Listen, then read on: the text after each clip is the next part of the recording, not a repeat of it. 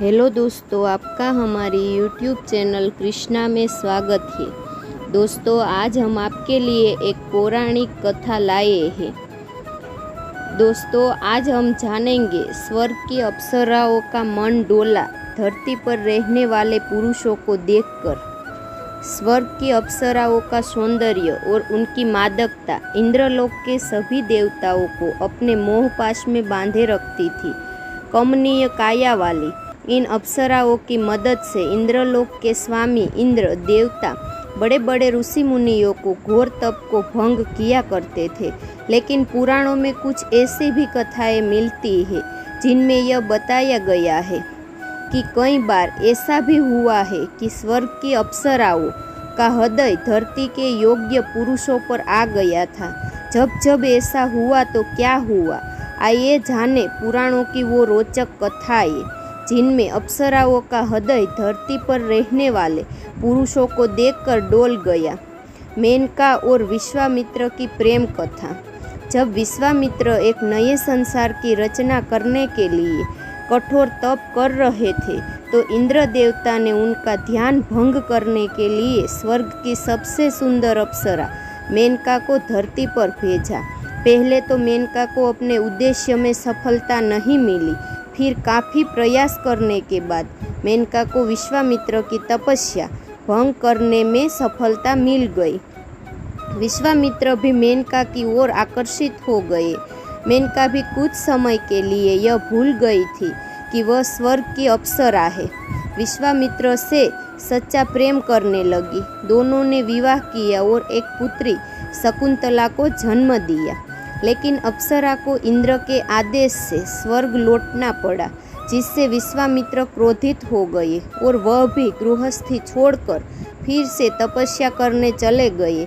परिणाम यह हुआ कि इनकी पुत्री शकुंतला के सिर से बचपन में ही माँ और पिता का साया छीन गया और एक अन्य ऋषि ने इनका पालन पोषण किया। उर्वशी, पुरुरवा, अर्जुन और विभांडक ऋषि। एक बार इंद्रलोक में नारद मुनि राजा पुरुरवा के रूप, बुद्धि और युद्ध कौशल की प्रशंसा कर रहे थे। उर्वशी भी वहाँ मौजूद थी। मृत्युलोक के राजा की इतनी प्रशंसा सुनकर उर्वशी का दिल भी उन पर आ गया। धरती पर आकर जब उन्होंने पुरुरवा को देखा तो वो मंत्र मुग्ध हो गई और पुरु ने भी उनके अपार सौंदर्य में देखा तो वो भी खो गए। इतना ही नहीं, एक बार इंद्र की सभा में मौजूद अर्जुन पर भी उर्वशी का दिल आ गया था। मगर अर्जुन ने कहा, हे देवी, हमारे पूर्वज ने आपसे विवाह करके हमारे वंश का गौरव बढ़ाया है, इस नाते आप हमारी माता हुई। अर्जुन की यह बातें सुनकर क्रोध से आग बबूला उर्वशी ने उन्हें 1 वर्ष तक नपुंसक होने का श्राप दे दिया। इसके अलावा उर्वशी की प्रेम कहानी विभांडक ऋषि से भी काफ़ी चर्चित में है। घृताची भारद्वाज मुनि का प्रेम। इंद्र की सबसे खूबसूरत अप्सराओं में से एक थी घृताची। एक बार भारद्वाज मुनि गंगा स्नान कर अपने आश्रम की ओर लौट रहे थे, तभी उनकी नज़र घृताची पर पड़ी, जो कि नदी से स्नान कर बाहर निकल रही थी। भीगे वस्त्रों में उनके पूरे तन को देखकर भारद्वाज मुनि कामासक्त हो गए। उन्होंने अपने नेत्र को बंद करके खुद को नियंत्रित करने का भी प्रयास किया था, लेकिन तब भी उनका वीर्यपात हो गया। उन्होंने अपने वीर्य को एक मिट्टी के पात्र में रख लिया। इससे द्रोणाचार्य का जन्म हुआ। भारद्वाज मुनि के अलावा घृताची के कई अन्य पुरुषों से भी प्रेम संबंध थे।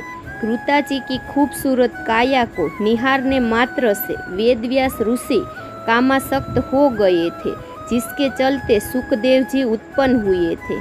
रंभा और शेषीरायण के बीच ऐसा हुआ था प्रेमाकर्षण।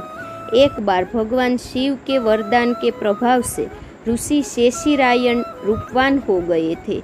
एक दिन ऋषि मार्ग से गुजर रहे थे तो रास्ते में जल क्रिया कर रही सुंदर कन्या पर इनकी दृष्टि गई। यह कन्या रंभा अप्सरा थी। ऋषि और रंभा दोनों एक दूसरे के प्रति मोहित हो गए थे। इनके बीच संबंध से काल यवन का जन्म हुआ। शिव जी के वरदान से काल यवन अजय हो गया। शेषीरायण ने भगवान शिव से ऐसे पुत्र का वरदान मांगा था जिसे कोई भी हरा ना सके। जब मेघावी ऋषि मंजू घोषा के प्यार में पड़ गए, स्वर्ग की नायिका और अत्यंत रूपवती अप्सरा थी मंजू घोषा।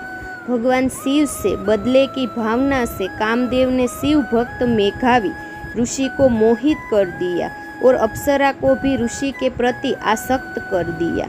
अप्सरा ने अपनी वीणा को भूमि पर रख दिया और ऋषि से प्रेम करने लगी।